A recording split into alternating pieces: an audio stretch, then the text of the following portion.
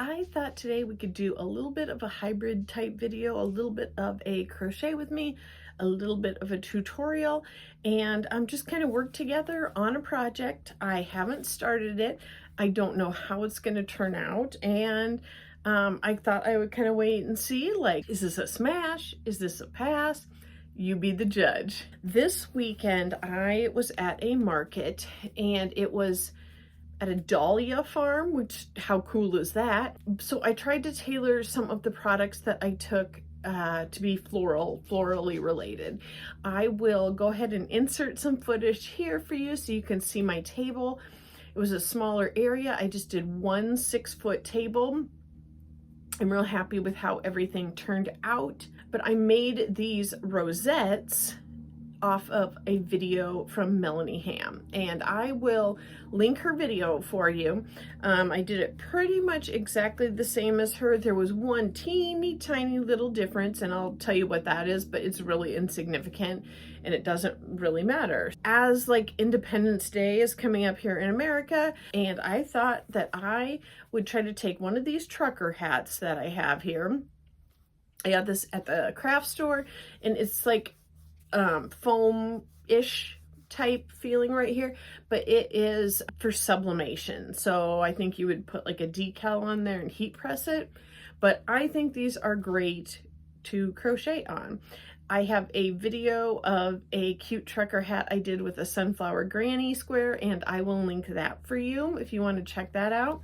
But I thought I would do a little bit of a red, white, and blue hat. So not your traditional America colors. You know, it's not like a bright blue. It's definitely more of like a baby blue. And this red is definitely more of a burgundy red than a bright red. And I think I will like this just a little bit better for myself to wear.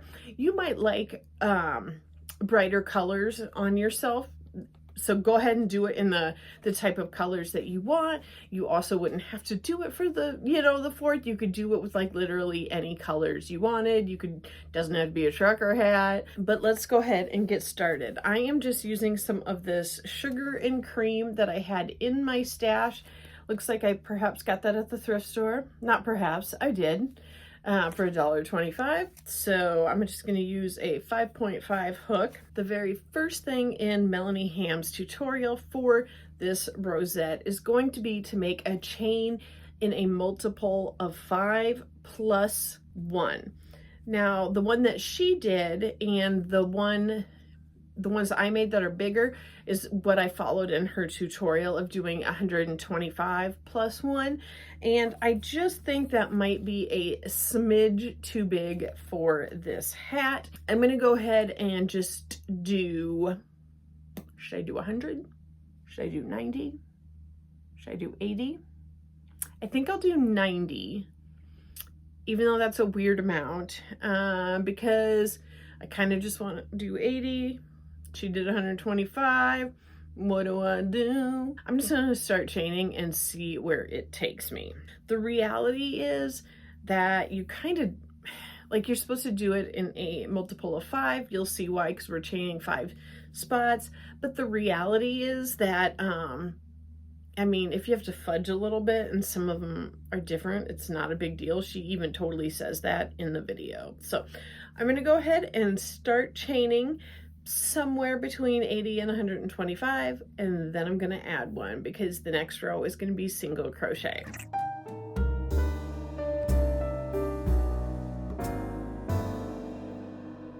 The other rosettes I did were definitely a finer yarn, and they were a much smaller crochet hook. I think I was doing like a 3 or a 3.5.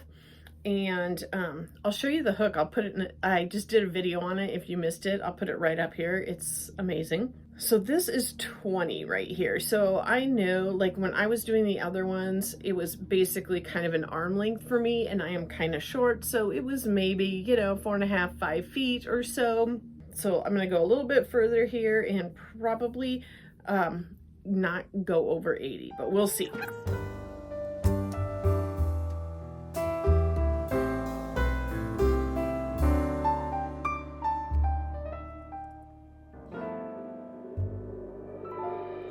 Go ahead and check in here at 60 and see how we are doing. This, I mean, this is a pretty good length right here. It's definitely not my wingspan, but it is pretty decent. And this is a bigger yarn. I think I'm going to go ahead and stop at 60, but I'm going to go ahead and add 1. So the next thing that you're supposed to do in Melanie's tutorial is go ahead and work back across your chain and do all single crochets. You're going to go into the first chain right there from the hook. I don't know if you can see that or not. Melanie Ham did really great tutorials. In fact, she was like really the first crochet YouTuber that I really ever watched, and just really kind of got me started on finding projects that I really liked and enjoyed. She will definitely is and definitely will continue to be missed in the crafting community.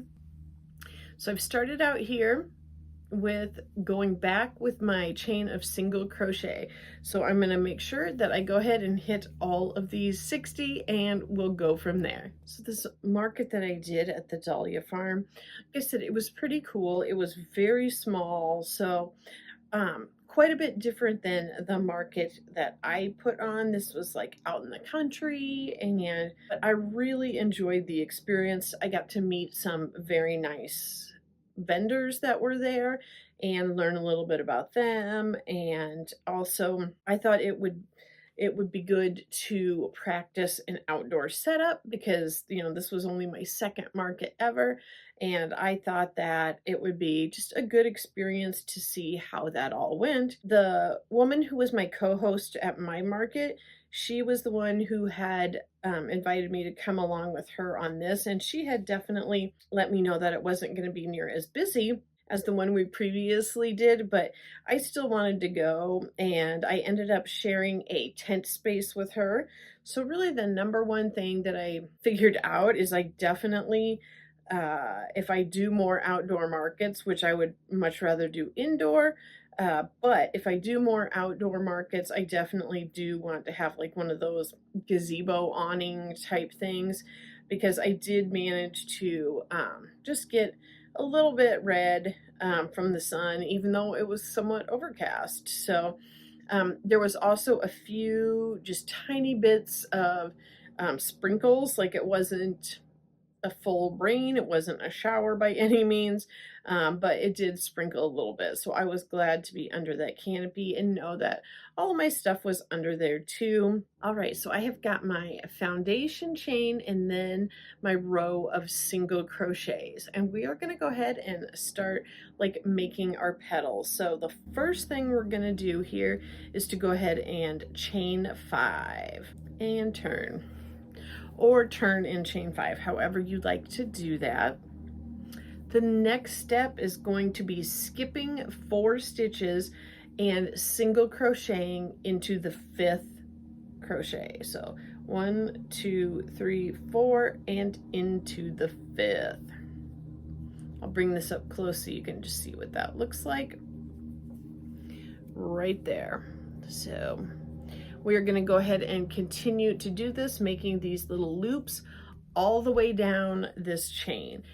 If you miscount or miscounted your stitches, like I said, it really doesn't matter. Just fudge it a little bit. And yeah, Melanie Ham said that in her video too. She's like, I am not in favor of pulling out a ton of work for something. No one's going to notice if you have 3 or 4 or 5 or 6 or whatever in a stitch or 2. So just relax, enjoy it. Chain 5, 1, 2, 3, 4, and 5, and then 1, 2, 3, 4, and into that 5th one there.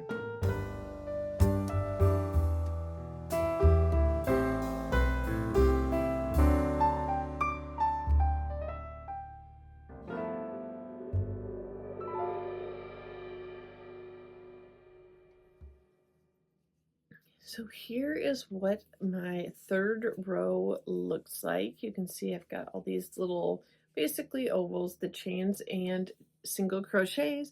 Now 60 divided by 5 is 12. Let's see if that's what I got or if I miscounted somewhere. Yes, I got 12, so that should be good.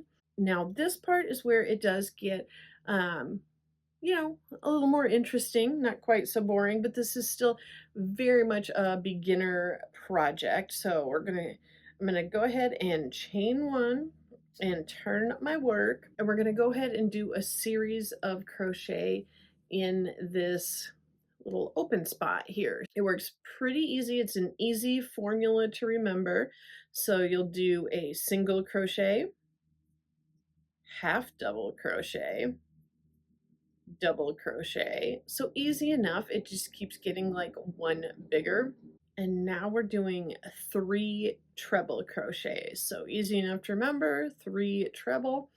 There is still quite a bit of room there, and what I like about this pattern is Melanie Ham didn't want the like a big loose thing there, so this next one she actually does another treble crochet, but instead of doing it up here, she goes ahead and brings it right down here into like this middle stitch. So go yarn over twice, and then right there in the middle, and finish your treble.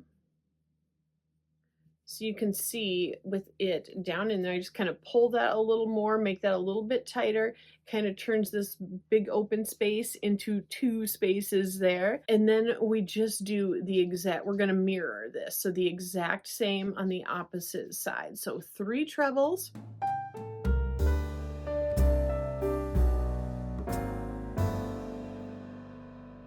And I just kind of scoot them down just a little bit as I'm going, just to kind of make sure there's room there. And then we're going to work our way back down the petal. So it'll be double crochet, half double crochet, single crochet. So here we are. And it really doesn't have to be particular. Like if you accidentally, like it looks like I got this one like one too close over there. It wasn't totally in the middle. It should have been right here, but that is just fine.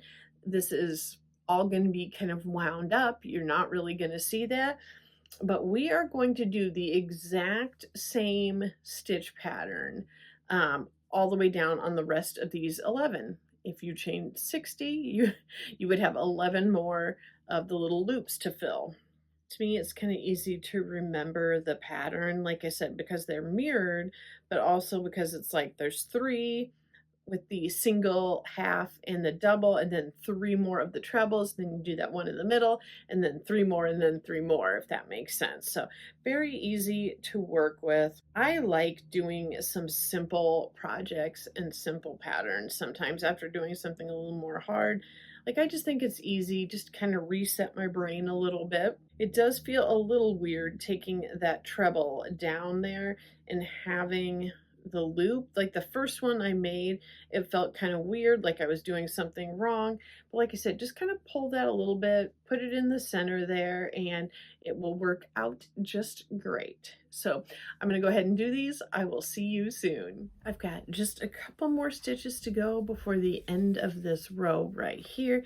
I just need to get my mirrored side here. I just did that anchoring stitch in the middle, and this next row is going to be where mine differed just a little bit from Melanie's tutorial. In hers, she actually ties off and then starts at the other end to do like the little edging on the petals.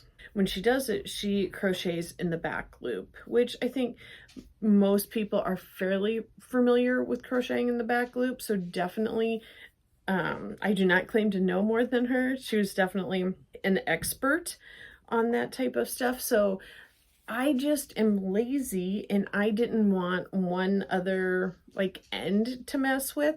So when I went ahead and did the next row, I just, instead of starting on the opposite side and crocheting in the back loop, I started on this side and I crocheted in the front loop for pretty much the exact same effect as far as that goes. So here are my 12 different petals, because I can kind of have it like that. You might be able to see them a little better. I'm going to go ahead and chain 1 just to make it a little easier on myself. And then I'm just going to go ahead and every single stitch, I'm just going to slip stitch into the front loop. So again, if you're more comfortable crocheting in the back loop than the front loop, definitely go ahead. You'll just want to tie off and start on the other opposite side. And again, no one is going to notice if you have, you know, a little teeny tiny mistake and one isn't crocheted in the right spot. It's just fine. You know, I will say this darker yarn is a little bit harder to see than the lighter ones I was doing. Using a 4-weight though, it is going crazy faster than the other ones I was doing, where I had done, was it probably like a 2-weight, maybe even the other one was probably like a 1-weight that I did. I really liked them, but it did seem like the process took quite a while. I believe in Melanie Ham's tutorial, she was using 4-weight yarn and she did 125 chains in the foundation chain plus 1. And I believe she said it took her like 40 to 50 minutes to make the rosette. So that's the kind of time frame you are looking at. I'm going to go ahead and give you a little sneak peek of how this is turning out. So you can see it's just got a little bit more detail. So when this does get rolled up into the rosette, it will be just, you know, a little bit more special. So it is finally starting to warm up here in Iowa. We've got some very, very pretty days ahead of us, and I guess I'm just curious, like, do you find when it warms up, do you find yourself crocheting or knitting less? Unless I have something specific that I am working on, I'm probably not going to sit down and make like a big blanket in the summertime or anything like that. And I know, you know, a lot of times people say it's just the last thing they want to deal with is yarn, especially warm yarn in the hot summer months. There are so many things you can do that aren't, you know, like warm weather apparel, that aren't cardigans or blankets. Like, I have really been enjoying making the jewelry. I will have a video on that out shortly. I made some cute flower earrings for this market. Those went over well. I'm not exactly sure how I would film it. What I'm thinking about doing is doing it in a larger weight yarn so that you can see how I made the petals, and then go ahead and have some that I made separately and go ahead and put those on the earrings is kind of what I'm thinking, because the crochet thread that I used to make the earrings would just be way too small and tiny, and my hands would be in the way of the camera the entire time. But that earrings jewelry is super fun thing to crochet this time of year. It's quick. You could make so many different types of earrings, different fun summer colors. You know, crochet handbags could also be very fun this time of year. You could do like swimsuit cover-ups. Those are popular. You could do like head bandanas, kind of keep your hair from getting sun damage. Could also, if you have a project like a blanket requiring a lot of granny squares, you could definitely make, you know, all 200 or however many granny squares you need during the warm weather. And then after it cools off in the fall, you could always start stitching them together. I've got just a couple stitches to go here on this last, I don't know, you wouldn't really call it a shell or whatever, this petal. And as I go, I'm just going to go all the way down and just keep slip stitching through my row of single crochet right here and my foundation chain, just so I can have this yarn coming out at the very bottom. And I am going to go ahead and put that in there, and on that last stitch where I'm in the foundation chain, I'm just putting it right through the whole thing. I'm not doing back loop, front loop, anything like that. So slip stitch, and I'm gonna go ahead and cut this off. I am gonna give myself a couple feet of yarn for the yarn tail. I still have this much of this lily and cream, so quite a bit. I didn't use a ton for that project. The next step in this project, oh, I guess I need to finish this stitch off, pull all that tail through there. The next step is going to be kind of rolling this up, I guess you could say. So I'm going to go ahead and start on my other end with the short tail here. And one thing in Melanie Ham's video she suggested is kind of roll it upside down so that when you're looking at it, you're actually looking at the bottom, because she said you'll have a much better idea of where you are rolling. And you really want these to just be right on the outside. I don't know if I can look at the screen and do it. I'm not that coordinated. I really need to do it by watching it. But you can see how on the back side I'm just really being mindful of the layers right there. So I'm holding it together. That is the back, and this is the front. Very pretty, but we are not connected yet, so we most definitely need to connect this. I'm going to set this down on my lap, and I'm going to go ahead and thread this through my yarn needle. You can always thread your yarn needle first. It says a nice big eye to it. I was annoyed the other day because I was trying to use a yarn needle and the eye was so tiny. I was going crazy. So I've got the back of my rosette here, and I'm going to go ahead and just start sewing it in right up here. So right where this last part connected, I'm just going to bring it down, and then I'm actually going to bring it all the way across right over to here. So the outer edge on the other side. Weave it in a little bit as I go across, getting multiple layers. And then I'm just gonna bump it over just a little bit. I'll probably go clockwise and just do the same thing. So basically, like if this started at 6, went up to 12, I'm gonna go over here to 1, I'm gonna come out at 7, and I am gonna go ahead and keep doing that, just being mindful that I am catching all of these layers here in the middle. You don't have to go too crazy, but you definitely just want it to feel secure, that it's not gonna come apart. And if you do need to make a few extra little stitches somewhere, that is just fine.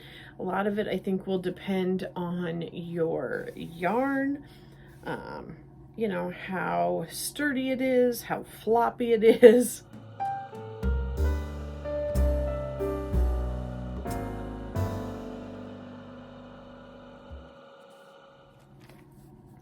So I have made it all the way around.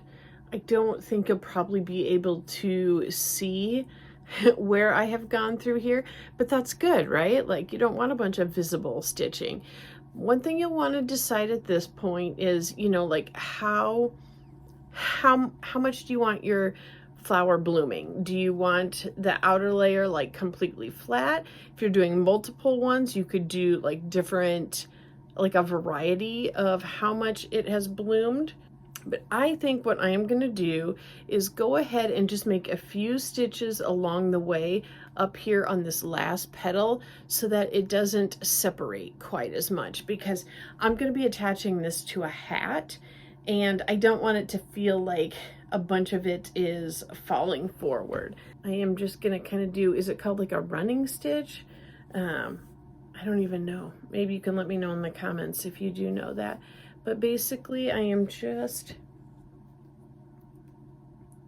going right up here into the petal and kind of going into the meat of the flower, just to, again, kind of tack it down a little more, keep it from flopping so much. But if you were using these for some sort of different application, you know, and you wanted them to look more like real flowers, it would be pretty cool to have it look like some are more fully bloomed than others. So again, you probably cannot see, which again is a good thing, but those are just tacked down a little bit more. You can see here, not quite as floppy, but you definitely could. And I may, after this is on the hat, I may decide to go in and just make a few extra little stitches here and there. So there is my string from when I started, and I'm just gonna go ahead and poke it through to the back, through the very center, or I might just snip it off. We'll see. It really doesn't matter as long as it's not visible and it is in there. I'm going to go ahead and leave this connected, and I'm going to kind of take a look at my hat and at my flower and see kind of which direction I want it going. And I think I want it like this, where it is a little bit heavier at the bottom than on the top. The inside of this hat is just foam right here. I actually think what I'm going to do is I'm going to go ahead and just go up here to my center on the back side. There we go. I'm going to do my best to center it on the hat. Find the middle section, which seems to be just about here. I tell you what, this needle does not want to go through this hat. This is like got an extra tough, there we go. So I'm gonna go ahead and pull that through. You could definitely try this out like with a large safety pin if you wanted to, if you wanted something just, you know, less permanent, although you could totally take this off if you wanted to. Since the foamy part of the hat is white and my flower is red, I don't want to make a bunch of stitching just all willy-nilly inside of the hat here. So I think what I am going to try to do is just make as few stitches as possible. And again, this might be a great opportunity for the safety pin. So I've got my flower on here and I am just kind of fluffing up the petals just a little bit more and just kind of getting it in the right spot. So let's take a look and see what we think. I'm kind of undecided at this point. I think I like the idea. I'm not sure. So I'm going to take off the readers. Problem is now I can't see.